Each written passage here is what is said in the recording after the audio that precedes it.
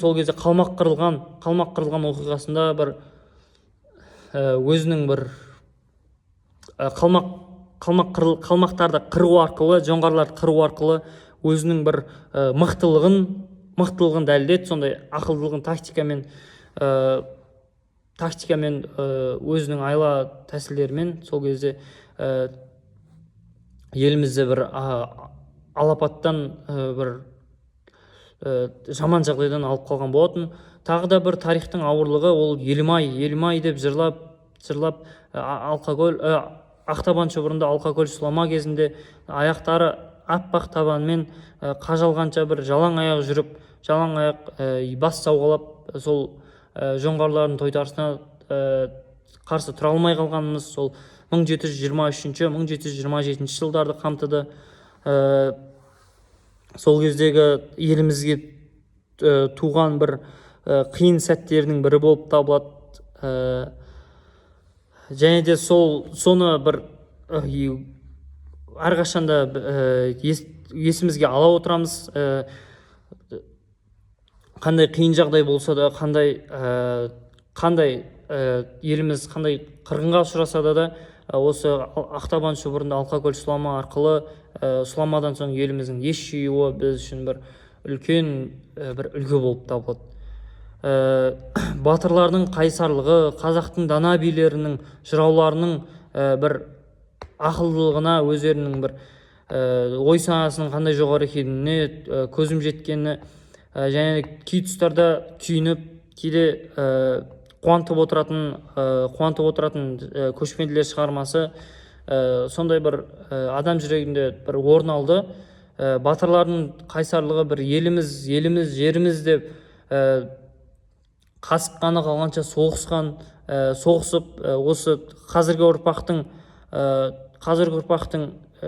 осылай жүруіне бір еркіндікте, тәуелсіздікте өмір сүруіне бір үлкен бір көмегін тигізеді.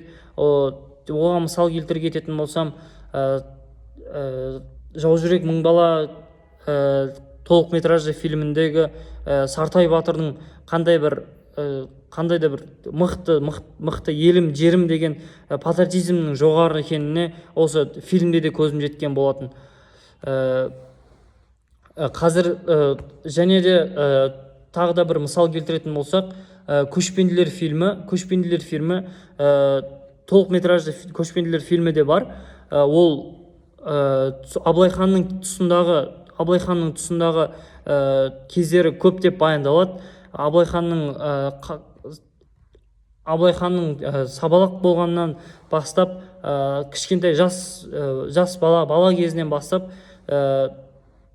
қандай мықты ханға айналуы, қандай мықты тұлғаға айналуы да осы көшпенділер фильмінде баяндалады. Бұл кітапты басқаларға ұсынамын, себебі бұл кітап, бұл романды оқуға ұсынамын. Қазақ тарихын шынайы әрі көркем жеткізеді, ұлттың рухын оятады, жерге деген сүйіспеншілікті арттырады, адамды ойлануға, өткенге үңілуге мәжбүрлейді, батырлық пен сатқындықтың, әділет пен зұлымдықтың ара жігін ажыратуға көмектеседі. Достарыма да, басқа да осы тарихқа қызығушылығы артып жүрген жандарға, барлық жандарға осы көшпенділер романын оқуға ұсынам.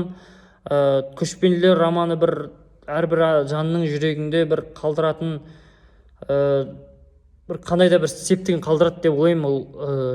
Және де моральдық тұрғыда бір үлкен бір поддержка дейді ғой, яғни қолдау бере біледі, және патриоттық сезімді жоғарғы деңгейге жеткізіп, оны арттырады. Барлығына осы көшпенділер романын оқуға кеңес беремін. Енді автор жайлы мәлімет келтіретін болсақ, Ілияс Есенберлин 1915 жылы дүниеге келді. Қазақ халқының, қазақ елінің халық жазушысы, әдебиетті, тарихи роман жанрын кеңінен қалыптастырған тұлға болып табылады. Ол бір 20-ға жуық романның авторы. Соның ішінде осы көшпенділер романы бір оның шығармашылық жеткен жетістігінің бір шыңы болып табылады. Және де бір қоса кететін бір мәлімет, көшпенділер романы 30-дан астам тілге аударылған. Бұл 30-дан астам тілге аударылғаны оның қандай мықты шығарма, мықты роман көптің көкейінде жүрегінде орын ала білетін роман екені білінеді. Автор тарихи деректер мен көркемдік шешімді шебер ұштастырып өткенімізді бүгінге жеткізіп отыр. Өзінің көркемдеуіш құралдар арқылы, өзінің көркемдік шешімі арқылы, өзінің терең мағыналы сөздер арқылы асқан шеберлігімен көрерменнің, яғни оқырманның, аудиторияның жүрегінен орын ала білді. Қорыта келе айта кететінім, көшпенділер трилогиясы тек көркем шығарма ғана емес, бұл ұлттың шежіресі. Әр кейіпкер, әр оқиға бұл біз үшін сабақ. Бұл туындыны оқу арқылы мен өз халқымның қайсар рухын, олардың билікке деген